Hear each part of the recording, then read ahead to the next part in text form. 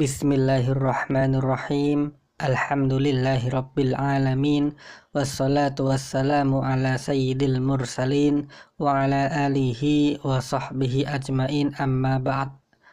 Qala al-musannifu rahimahullah ta'ala wa nafa'ana bihi wa bi ulumihi fid dharaini amin. Wa arkanul khutbataini utawi pira-pira rukune khutbah loro iku hamdulillahi siji muji Gusti Allah, wassalatu lan loro maca sholawat ala nabi ing atase Nabi Muhammad sallallahu alaihi wasallam. Sallallahu mugi-mugi paring rahmat tadim sapa Allah alaihi ing atase Nabi Muhammad wasallama lan keselamatan. Wal wasiyatu lan nomor 3 wasiat bitakwa kelawan takwa fihima ing dalem khutbataini. Wa ayatun lan papat maca siji ayat mufhimatun kang iso difahami fi ihdahuma ing dalem salah sijine khutbatain. Wa du'a'u lan maca doa lil mukminina maring wong-wong mukmin fisaniyati ing dalem khutbah kang kaping pindho.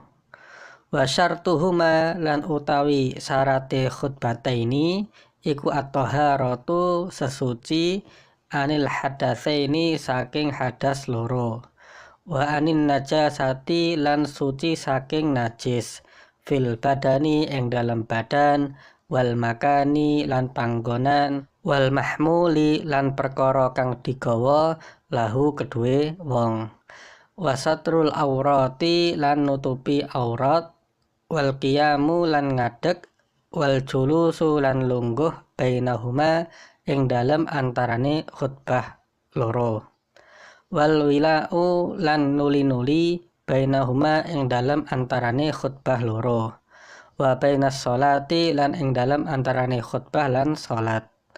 Wa antakuna lan yen to ana apa khutbataini ana iku bil arabiyati kelawan nganggo bahasa Arab. Wa arkanul khutbataini adapun rukun-rukunnya dua khutbah itu hamdulillahi yang pertama memuji Allah.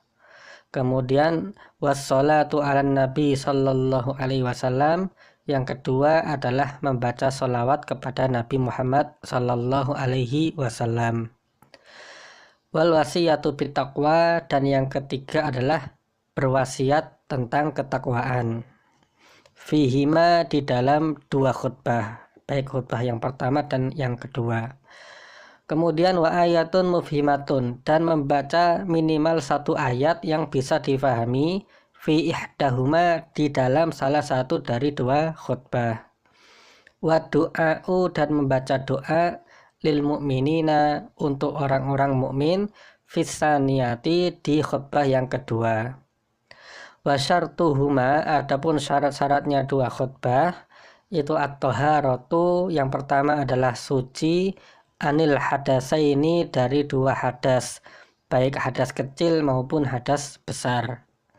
Wa anin najasati, dan yang kedua adalah suci dari najis fil badani, baik di badan, wal makani maupun di tempatnya, wal mahmuli lahu maupun pada benda-benda atau barang-barang yang dibawa. Wasatrul aurati, dan yang ketiga adalah menutup aurat. Kemudian wal qiyamu, yang keempat adalah berdiri. Kemudian wal julusu bainahuma, yang kelima adalah duduk antara dua khutbah. Kemudian yang keenam wal wilau, berkesinambungan bainahuma antara dua khutbah. Wa bainas sholati, dan antara khutbah dengan sholat. Dan yang terakhir wa antakuna bil arabiyati, kedua khutbah ini itu disampaikan menggunakan bahasa Arab. Baik sahabat, pada video kali ini kita akan membahas mengenai rukun-rukun dan juga syarat-syarat daripada khutbah Jumat. Langsung saja, Jadi sahabat, sebelumnya kan kita sudah ketahui bahwasanya di dalam sholat Jumat ini itu harus didahului dengan 2 khutbah. Nah, di 2 khutbah ini itu terdapat rukun-rukun yang harus kita penuhi. Nah, rukun-rukun khutbah sendiri itu jumlahnya ada 5, yang mana semuanya harus kita penuhi. Kalau misalnya kita menyampaikan khutbah dan ada salah satu rukun yang tidak terpenuhi, maka khutbah kita tidak sah. Lalu apa saja kelima rukun khutbah itu? Yang pertama adalah hamdulillahi.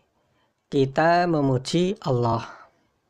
Jadi di dalam khutbah kita itu kita harus memuji Allah. Misalnya dengan mengucapkan alhamdulillah, atau bisa juga innal hamdalillah, atau yang lainnya. Kemudian rukun yang kedua adalah wassalatu ala nabi sallallahu alaihi wasallam. Kita membaca sholawat kepada Nabi Muhammad sallallahu alaihi wasallam. Misalnya dengan mengucapkan Allahumma sholli ala Muhammad, atau Allahumma sholli ala sayyidina Muhammad, atau sallallahu ala Muhammad, atau yang lainnya. Pokoknya kita harus membaca sholawat kepada Nabi Muhammad di dalam khutbah kita. Kemudian rukun yang ketiga adalah wal wasiyatu bittaqwa. Kita menyampaikan wasiat kepada para jamaah untuk bertakwa. Misalnya dengan kita mengucapkan ittaqullah, atau usikum wa nafsiya bittaqwallah, atau yang lainnya. Intinya di dalam khutbah kita itu harus ada wasiat tentang takwa. Fihima, di dalam kedua khutbah, baik khutbah yang pertama maupun khutbah yang kedua. Jadi rukun yang pertama yaitu memuji Allah, kemudian rukun yang kedua membaca sholawat, dan rukun yang ketiga menyampaikan wasiat tentang takwa itu harus ada di khutbah yang pertama dan khutbah yang kedua. Kemudian rukun yang keempat, wa ayatun mufhimatun, membaca minimal 1 ayat yang bisa difahami fi ihdahuma, di dalam salah satu dari 2 khutbah. Jadi membaca ayat ini itu boleh di khutbah yang pertama, boleh juga di khutbah yang kedua. Intinya di antara 2 khutbah ini itu salah satunya harus ada pembacaan minimal 1 ayat dari Al-Quran yang bisa difahami. Nah, kemudian kita fokus ke sini. Ayat yang mufhimatun, yang bisa difahami. Jadi kalau misalnya kita membaca 1 ayat, tapi ayat itu tidak bisa difahami, maka khutbahnya tidak sah. Misalnya gimana? Kita membaca alif lam mim.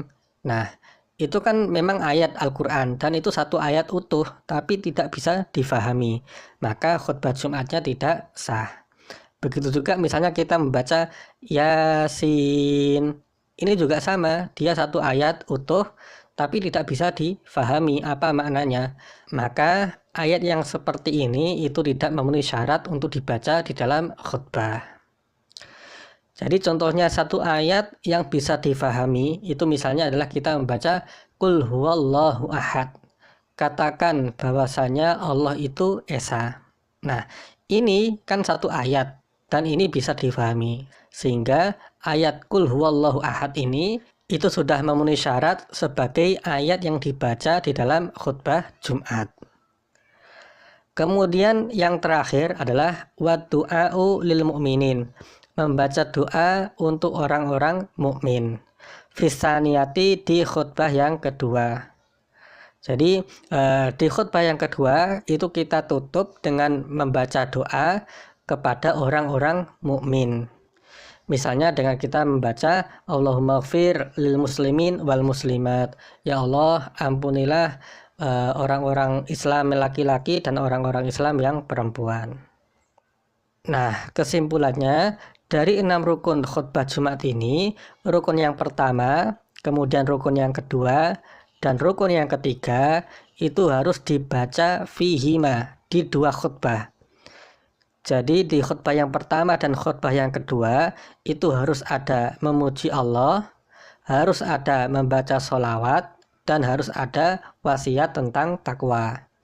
Sedangkan rukun yang keempat membaca satu ayat yang difahami, itu bisa dibaca baik di khutbah yang pertama atau khutbah yang kedua, terserah.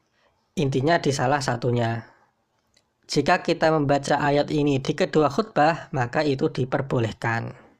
Dan rukun yang terakhir yaitu membaca doa bagi orang mukmin di khutbah yang kedua. Sehingga misalnya kita praktekkan khutbah dengan hanya membaca rukun-rukunnya saja, itu adalah seperti ini. Di khutbah yang pertama kita membaca Alhamdulillah Allahumma sholli ala Muhammad ittaqullah Qul huwallahu ahad. Kemudian khutbah yang pertama sudah selesai, lalu kita boleh duduk sebagai pemisah antara dua khutbah. Setelah kita duduk, kita berdiri untuk memulai khutbah yang kedua.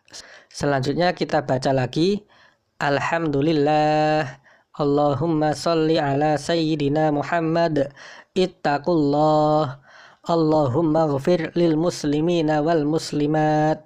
Selesai. Jadi itu adalah contoh khutbah singkat dengan hanya membaca rukun-rukunnya saja. Kemudian wasyartuhuma, adapun syarat-syaratnya dari khutbah. Jadi agar khutbah kita itu sah, selain kita harus memenuhi rukun khutbah, kita juga harus memenuhi syarat-syarat khutbah. Nah, apa saja syarat-syarat dari khutbah Jumat ini?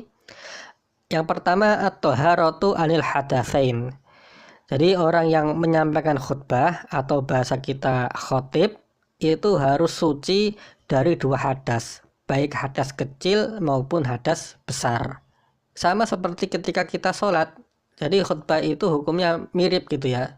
Kalau kita sholat kan kita harus suci dari dua hadas, maka ketika kita khutbah itu juga harus suci dari kedua hadas.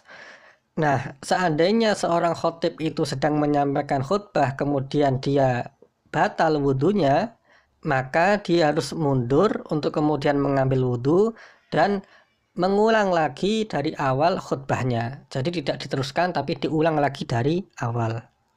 Sama seperti ketika kita sholat, ketika di tengah-tengah sholat ternyata kita batal, maka kita harus ngambil wudhu lagi untuk kemudian mengulang sholat lagi dari awal.